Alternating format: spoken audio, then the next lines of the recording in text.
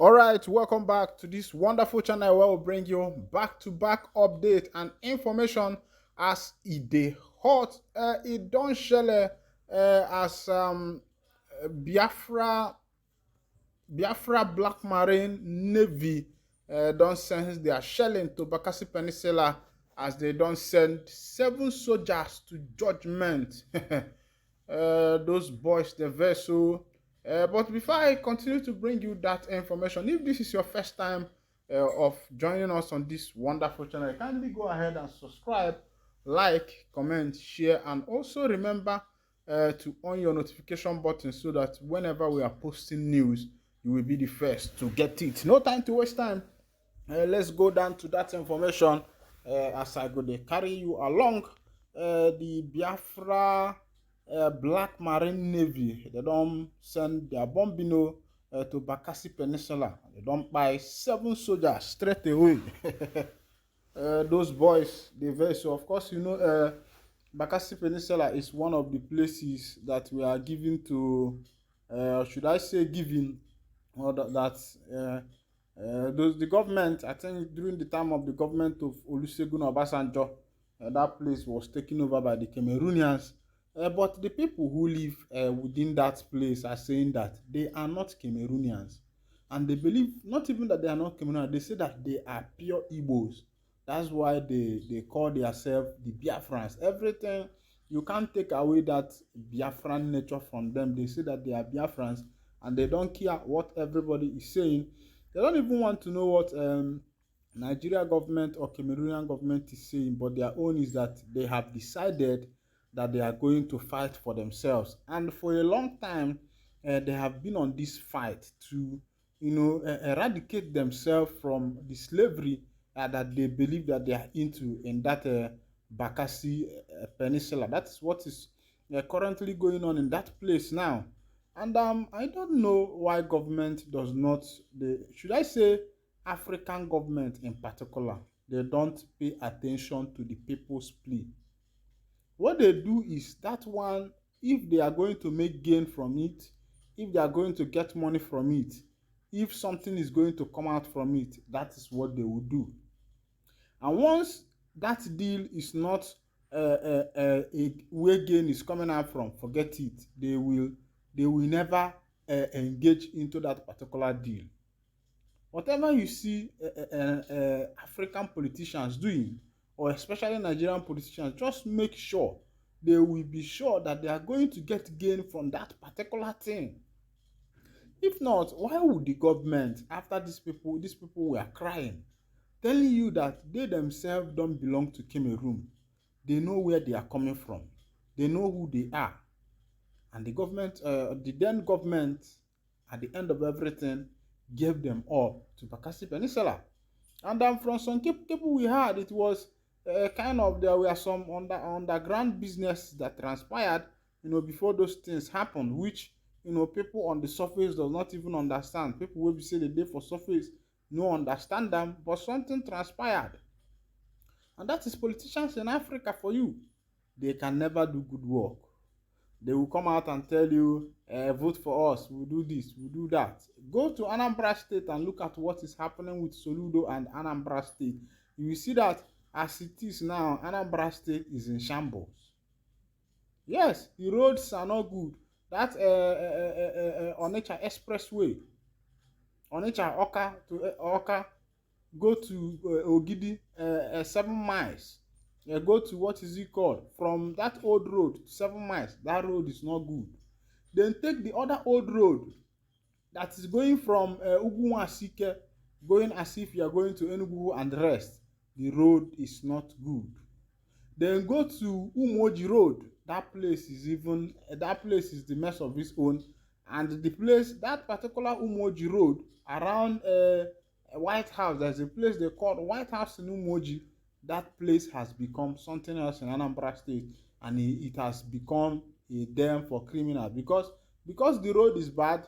These bad boys wey be say they no get work wey they do, wetin their work na to find who they go collect their car, who they go kidnap, who they go do this, and you will pay money. Na there be their office, because roads are not good. And the government of the day is not even looking into some of these things. What he's going around doing now is he's giving free education. He's increasing allocation of schools and the rest of them. Yes, those things are good. They are good. But are there other underground terms and conditions? Because we were here in Imo State during the regime of Rocha Sokorocha, when he gave free education to the people. And Imo State dearly paid for that free education. Yes, they paid for it. They paid for that free education that was given to the people indirectly without even knowing. There are many lands in Imo State were sold, many properties were confiscated, many things were taken away from the people, things were changed, flyovers built was undergrade flyovers, road that were built by him was undergrade road. Immediately he left office, everything scattered. If you go to before, there's a place in Imo State they call warehouse. Around that warehouse, ICT, where he built IIC Center, Imo State International Conference Center or something like that. There were some molds he made there. Immediately Rocha Sokorocha left office, all those molds went down into shambles. And my question is, what is happening to African politicians and Nigerian politicians in particular? Other African countries now are waking up, say, okay, we have the resources, they have this, they have that, let things be done. And this is what is bringing the issue of the indigenous people of Biafra fighting that they want to be on their own and develop their own place because of tribalism. If the Yoruba people enter, they will take all Yoruba people and put them in office. If the Hausa people enter, they will take Hausa people and put them in the office. Meanwhile, the Igbo man is being sidelined. When last was an Igbo man the president of Nigeria? Except during the time of Nnamdi Azikiwe, which the system of government then was a parliamentary system of government. Of course, you know that in parliamentary system of government, the president is just, that position of the president is ceremonial. That position of this president is just like you say the Queen of England, which is a ceremonial position. But the person in power is the prime minister who have the access. And the position of Nnamdi Azikiwe then was a ceremonial position. He was an Igbo man. Of course, you know that Igbo people have good heart and they don't think evil, they don't think ahead. And I think that this is another thing that is happening to the Igbos in Nigerian politics. An Igbo man thinks about now. The next thing he will think about is his business. Another thing he will think about is investment. Another thing he will think about is his children, his family, how to help his family. This is where the thinking of an Igbo man goes around. But Igbo man does not have that political thinking sense. The reason being that Igbo man is a man that has good heart. So he felt that the way he is good to you, you will be good to him that way. Forgetting that other tribes have their different traditions, they have their characteristics, they have their threat.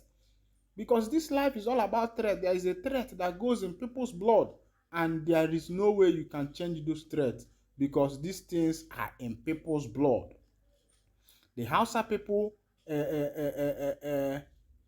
behave differently.